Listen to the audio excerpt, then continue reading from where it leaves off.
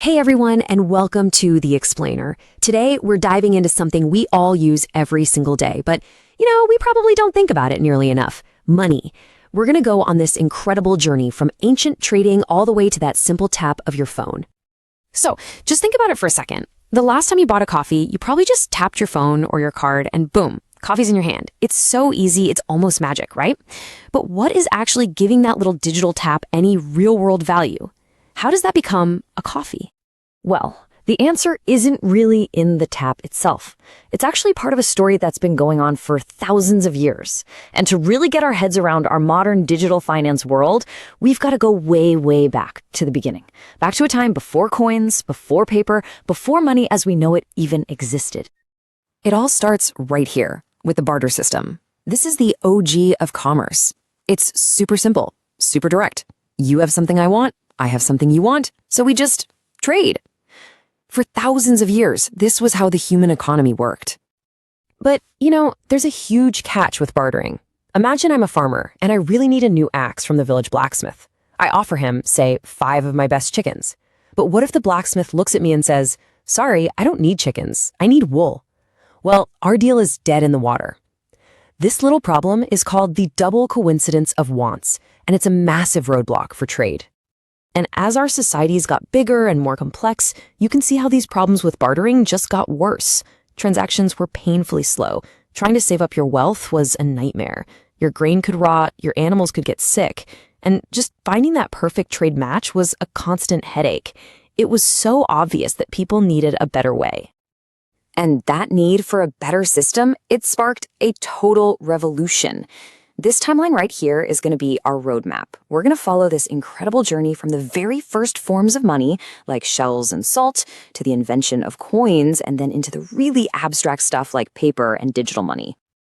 Okay, so our first stop on this journey is what we can call the physical solution. This is the era when humanity got clever and created a universal thing to make trading easier for everyone. The very first solution was something called commodity money. Basically, different societies would just agree that certain things had value. Things like cowrie shells or blocks of salt. Fun fact, that's where the word salary comes from. Even things like cattle and grain were used. The key was that these items were useful, they lasted a while, and you could carry them around. Now, all of these early forms of money had what's called intrinsic value. That's just a fancy way of saying the object itself was valuable. Gold is a perfect example. It's valuable because it's rare, it's beautiful, you can make stuff with it, and it doesn't rust. This is why precious metals like gold and silver pretty quickly became the ultimate form of early money. But let's be honest, carrying around big, heavy bags of gold is not only a pain, but it's also pretty risky. And that problem leads us directly to the next huge leap forward, the Great Abstraction. This is where money starts to shift from being a physical thing to being more of an idea. And this gave birth to representative money, which is basically the granddaddy of our modern dollar bills. These early paper notes were essentially just IOUs. They were a promise, a piece of paper from a bank that said, you can trade this in for a certain amount of real gold or silver that we're keeping safe in our vault. This system made trade way more convenient, no doubt. But it also brought up a huge, and I mean huge question. What happens when the gold isn't actually in the vault anymore? What happens when the promise is all you've got? And that question brings us to the system we all live in today, fiat currency. Fiat is just a Latin word that means let it be done. And that's exactly what this money is. A government just declares that it's legal tender. It's not backed by gold or anything physical. Its value comes entirely from our shared trust and faith in the government that issues it. Now, this was a massive shift, and it gave governments a ton more flexibility to manage their economies and respond to crises in a way they just couldn't when they were tied to a gold standard. So this new reliance on just trust, not on a physical thing, totally set the stage for the next crazy leap in the story of money. It completely dematerialized. It basically left the physical world behind and became pure data. Okay, so let's go back to buying that coffee. When you tap your card or your phone, you're not actually handing over anything physical. You're just sending a secure little signal to your bank. Your bank checks to make sure you've got the funds, subtracts that number from your account, and adds it to the coffee shop's account. That's it. The money of just information flying through a network. And here's the part that might just blow your mind.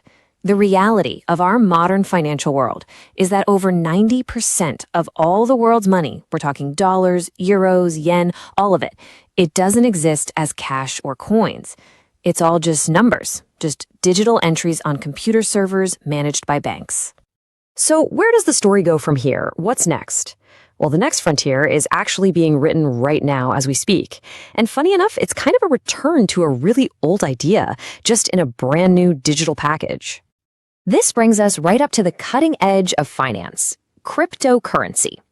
It's a technology and an idea that is directly challenging that fiat system, that system of trust that we've all been living in for the past 50 years or so. At the heart of cryptocurrencies like Bitcoin is this concept of digital gold. The whole idea is to create a digital asset that has a limited, provably finite supply, just like real gold. But here's the kicker. It's decentralized. That means no single government, no single bank gets to control it. So after this whole wild ride, from bartering chickens to beaming data across the globe, we are left with a massive question. Is something like Bitcoin the next logical step in this story? Is it a return to those old principles of scarcity and real value, just in a digital form? Or is it something else entirely, a completely new path for the future of money? The answer? Well, that's what's going to define the next chapter.